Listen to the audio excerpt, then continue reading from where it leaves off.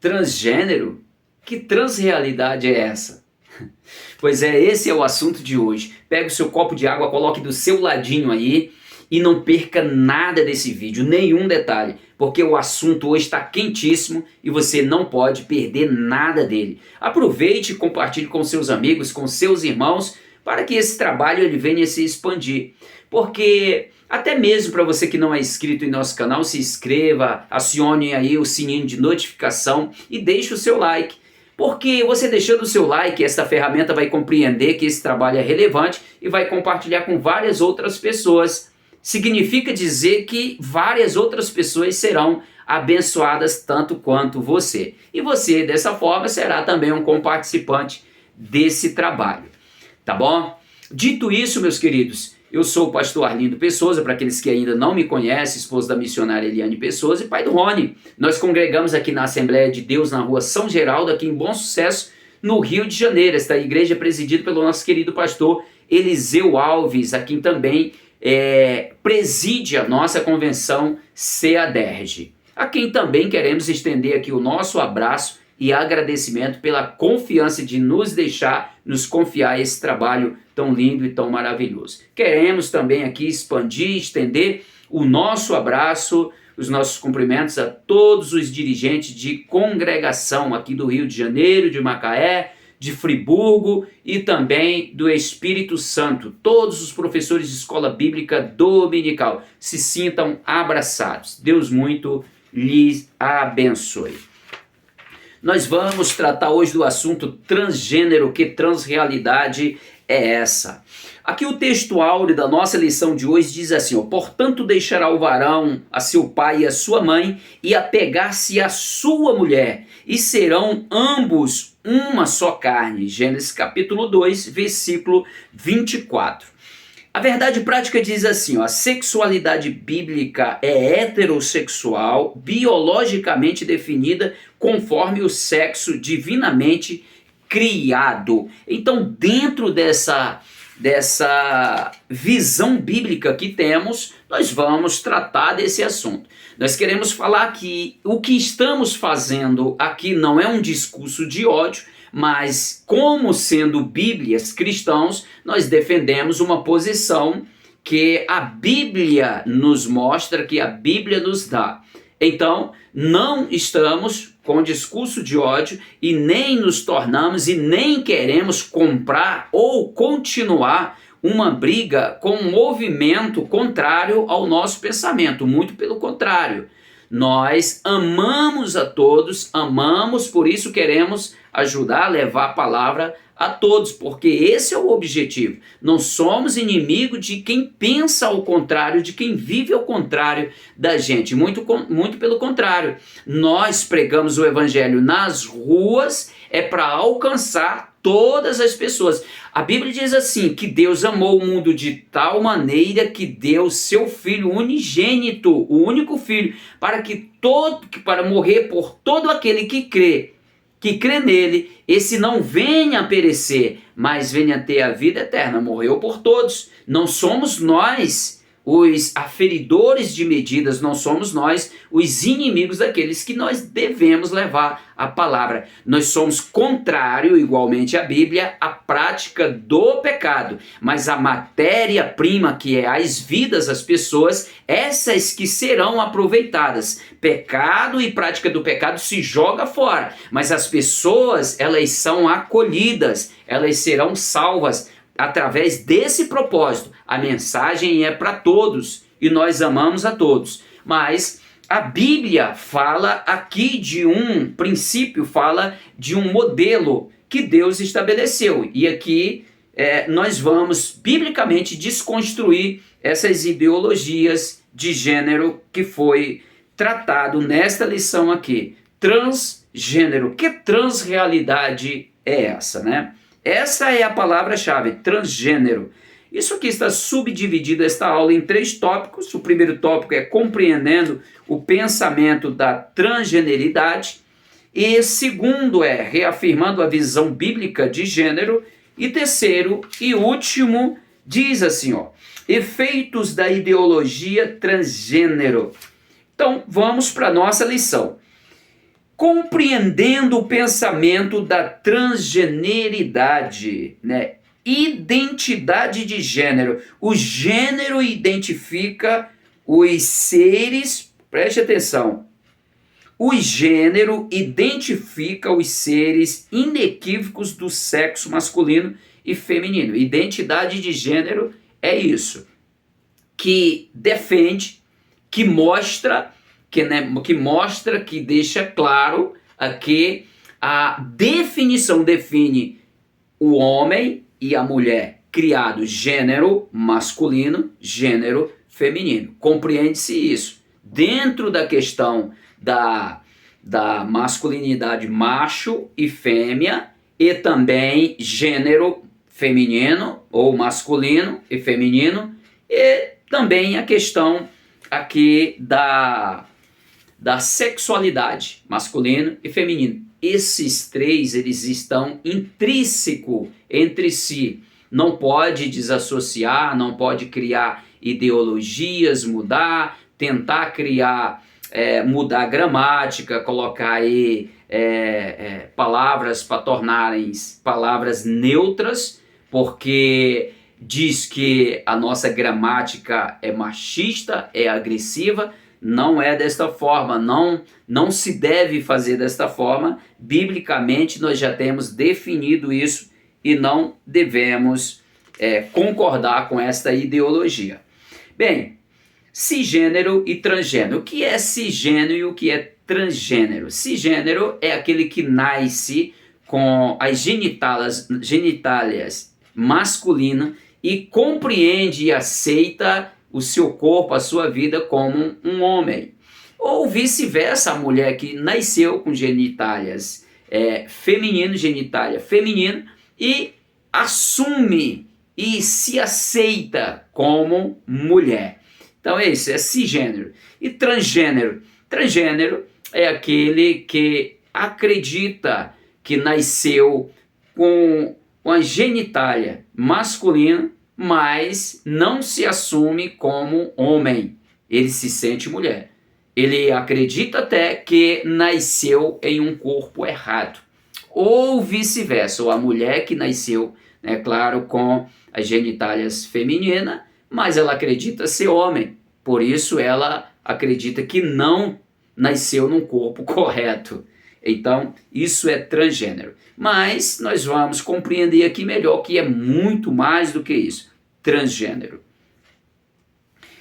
E aqui o terceiro fala transgênero e sexualidade. Transgênero e sexualidade. Transgênero a gente já definiu aqui. Fala aqui assim, ó. Para os especialistas, a orientação sexual de uma pessoa é definida de acordo com o gênero que ela se identifica e por qual gênero sente atração sexual. Nós compreendemos que a nossa sexualidade, não apenas compreendemos isso, mas nós temos um padrão bíblico, nós acreditamos piamente na criação de Deus. Deus não errou na criação, biologicamente, anatomicamente falando, o ser humano nasce com o seu corpo com característica masculino, corpo robusto, já tratamos desse assunto em aulas anteriores, com genitálias masculinas. Então compreendemos que Deus não errou na formação do homem. Agora, quanto à questão de sentimento, nós devemos ter muito cuidado com essa questão de sentimento. Os sentimentos, eles nos traem. Nós não podemos, biblicamente falando, não podemos ser conduzidos, guiados ou arrastados por sentimentos. Se nós colocarmos os nossos sentimentos como condutores da nossa vida, pode ter certeza, nós vamos naufragar ou vamos bater frontalmente e se autodestruir, pois os nossos desejos, eles não são totalmente, nem todos os nossos desejos eles são salutares para a nossa vida, mas tem uns que são destrutivos. Porque tem dia que a pessoa acorda meio que iracundo, vá dar vazão à ira e você vai arrumar problema, quem sabe até perder a vida. De repente você amanhece o dia com um sentimento e que não pode dar vazão a esse sentimento, pois ele pode te levar à ruína. Não devemos ser conduzidos, guiados pelos nossos próprios sentimentos, pois os nossos sentimentos não podem definir a nossa vida. O que define a nossa vida são decisões racionais. Devemos pensar muito bem, porque uma vida ela não pode ser conduzida, administrada por pensamento, por sentimentos, por desejo, mas sim por decisões racionais, pensadas sabiamente, cuidadosamente, periciosamente. Não se pode andar pelo vento dos desejos, pois certamente será destrutivo para as nossas vidas. Segundo diz assim, reafirmando a visão bíblica de gênero, a constituição biológica do hebraico Adam, né? O homem foi formado do pó úmido da terra. Gênesis 2:7. Quando Deus criou o homem diferente das demais criaturas que ele criou. Quando Deus criou o homem, ele criou pegando na matéria do homem. Pegou o barro, o pó da terra úmido, o barro moldou, fez o homem, Deus olhando para ele. Deus fez o homem com um projeto que já tinha para a construção do homem. E depois, formado o homem, ele soprou nas narinas do homem, dando parte de Deus ao homem. Então a construção do homem foi uma construção sagrada, porque parte de Deus foi colocada no homem. E isso passou de geração em geração. E nós somos herdeiros desta parte de Deus. Deus soprou o espírito de vida em nós. E nós vivemos por esse espírito e nós pertencemos ao Deus desse Espírito, que nos deu esse Espírito, esta redundância aqui para você compreender a importância. Por isso que somos, entre nós, os cristãos, conhecidos e reconhecemos como a coroa da criação de Deus. Criado o homem macho e a mulher fêmea, Deus já criou o homem com os cromossomos XY, definindo a sua masculinidade. Criou a mulher do homem, tirou do homem, construiu a mulher da parte de osso e carne do homem, da costela, e fez a mulher, definindo o gênero da mulher na criação.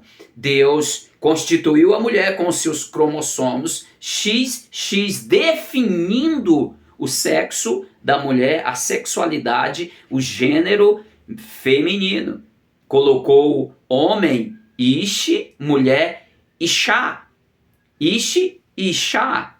Homem, Ish, a mulher, Ishá. Gênesis capítulo 1, 27, falamos isso nas aulas anteriores. Então o homem, para o Ish, Deus colocou o Zahá, que são as ações de homens, atitude de homens, Zahá, no Ish.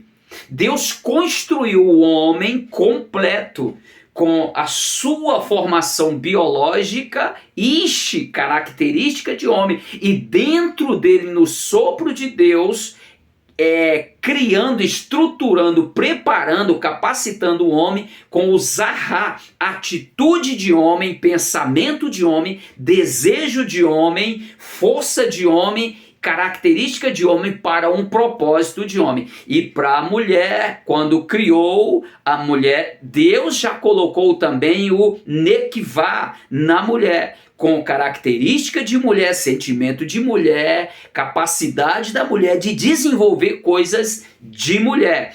E os valores iguais, a mulher e o homem têm valores iguais para Deus. Jesus corroborou muito bem, deixou isso muito bem claro para nós quando ele esteve aqui nessa terra, valorizando as mulheres no trabalho do reino. Então aqui a constituição biológica do homem, a constituição moral. Deus fez o homem à sua imagem segundo a sua semelhança. É interessante. Tratando disso, a imagem e semelhança fala de moral. Deus é um Deus moral. Nós estudamos na palavra de Deus, Deus estabelecendo regras, formas, né, maneiras das pessoas viverem de acordo com a vontade dele, assim como ele. É interessante que alguns escritores, por exemplo, sede santo como eu sou santo, Deus é santo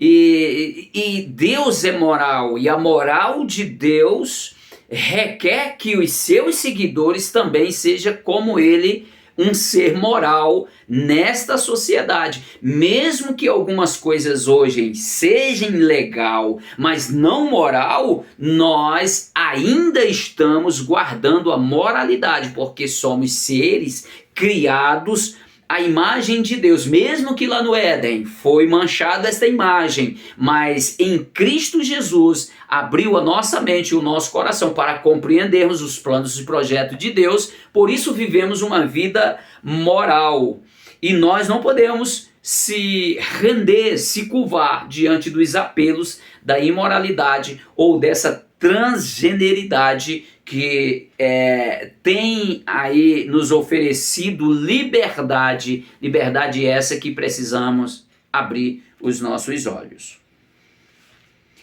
E terceiro, diz assim, a constituição da sexualidade. Isso nós já falamos aqui, sobre o Ish e Ishá, sobre o Zahar e Nekvá, né? A parte de Deus colocando no homem e tornando-se já um sexo definido. Deus definiu. Quando um homem que tem os seus cromossomos, né, e a mulher com o seu cromossomo XX e o homem com o cromossomo XY, eles se relacionam e o gameta masculino se encontra com o gameta feminino, gameta masculino, espermatozoide, gameta feminino, óvulo, quando eles se encontram, cada um com seus respectivos cromossomos, o homem XY, a mulher XX, quando eles se encontram no momento da fecundação, se ali desenvolver na fecundação,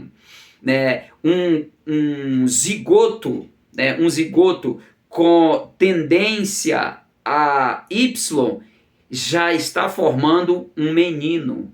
Se desenvolve um gameta com XX, já está desenvolvendo uma menina. Já é definido na hora que os dois gametas se encontram. Eu estou falando isso com apoio científico. Então o homem já nasce homem, a mulher já nasce mulher. Cuidado com os sentimentos e desejos, eles não podem, não devem conduzir a nossa vida. Não podemos, não devemos considerar desejos, vontades, esses desejos exacerbados como verdades na nossa vida. A nossa vida é de escolhas e precisamos escolher as coisas com a nossa razão, com pensamento, com escolhas acertadas, responsáveis, com muita responsabilidade e esmero, pois não é de qualquer forma que se administra a vida. Efeitos da ideologia transgênero, né? Efeitos da ideologia transgênero. Vamos lá. Depreciação da heterossexualidade. O problema já é aí, já começa aí. Onde reclama um direito dizendo que nós somos homofóbicos e hoje já fala que nós somos transfóbicos. Acreditam que nós somos inimigos, mas na verdade nós pregamos a palavra de Deus que condena as práticas do pecado. Nós sabemos, compreendemos pela Bíblia aonde isso vai chegar, o propósito de toda esta enganação. desta proposta, dessa narrativa que está engoldando a muitos, e muitas pessoas estão indo nessa enxurrada. E nós compreendemos pela palavra onde isso vai chegar. Qual o propósito do inimigo? O inimigo, o diabo, é espírito, e ele precisa de corpos para desenvolver o seu projeto na terra. Eu não posso emprestar a minha vida para o inimigo ele concluir ou construir, executar e ser bem sucedido do seu propósito. Não, a nossa vida pertence a Deus, o Criador, e a Ele nós devemos toda a nossa reverência, devemos viver as pautas bíblicas de Deus, sem restrição, mas nos lançar de cabeça e de coração, pois nós estamos servindo ao Deus da nossa vida. Então essa depreciação da heterossexualidade, tornando-se inimigo dos héteros, nós não somos inimigos dos que pensam o contrário, somos inimigos, não, nós defendemos a pauta bíblica que é contrária à opinião de um grupo que não são nossos inimigos. As práticas nós não concordamos, mas as pessoas, já uma vez falei, volto a falar, que são matéria que nós pregamos o evangelho para resgatar, para reaproveitar, porque são as matérias que Deus, as pessoas, é a essência que Deus deu o seu Filho para resgate deles. Deus ama o pecador, mas o pecado ele aborrece e abomina.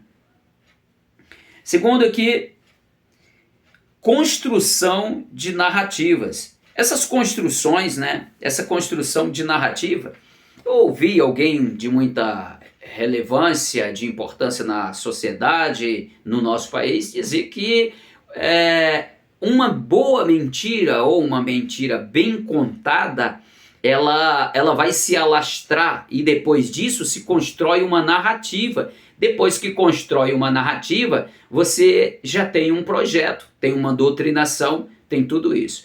Então cuidado com os sentimentos, porque os sentimentos expresso por uma palavra de engano, ela pode se tornar uma narrativa, que já se tornou uma narrativa, e em cima dessa narrativa, a construção de uma doutrinação que já existe, que é essa questão aqui, a construção desta narrativa já criada, uma narrativa que traz destruição, uma narrativa que traz uma proposta de autodestruição do corpo, levando as pessoas ao inferno, levando as pessoas a se autodestruir. Como já falei, volto a falar, nós sabemos aonde isso vai dar. É por isso que nós chamamos as pessoas para a Bíblia, nós pregamos na rua, porque acreditamos que Deus pode salvar todos. As pessoas que também pensam assim, essas pessoas que estão mergulhadas, foram enganadas por esse pensamento, por esta narrativa, que agora querem uma linguagem neutra. A ideia desta linguagem neutra aqui, tirar o A e o O, meus queridos, é para que não venha ofender as pessoas. Você já ouviu falar no tal do, claro que já ouviu, no tal do politicamente correto?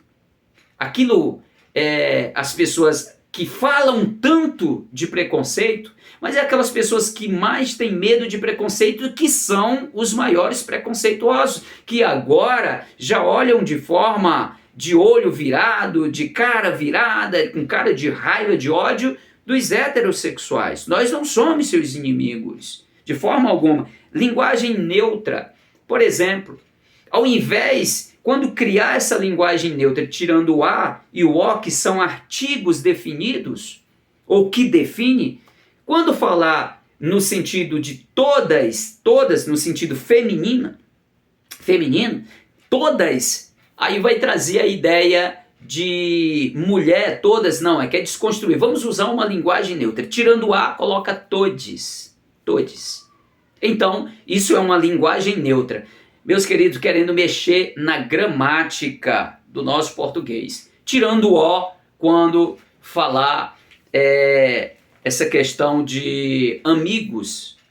onde usa o ó, tira o ó, o artigo, e coloca lá, tira ele e coloca o nome, um artigo, uma palavra, uma linguagem neutra de amigos. Amigos, tira o ó, amigos, ao invés de ter o ó, amigos, tira o ó, fala amigos. Então, uma linguagem neutra, disse para não ofender.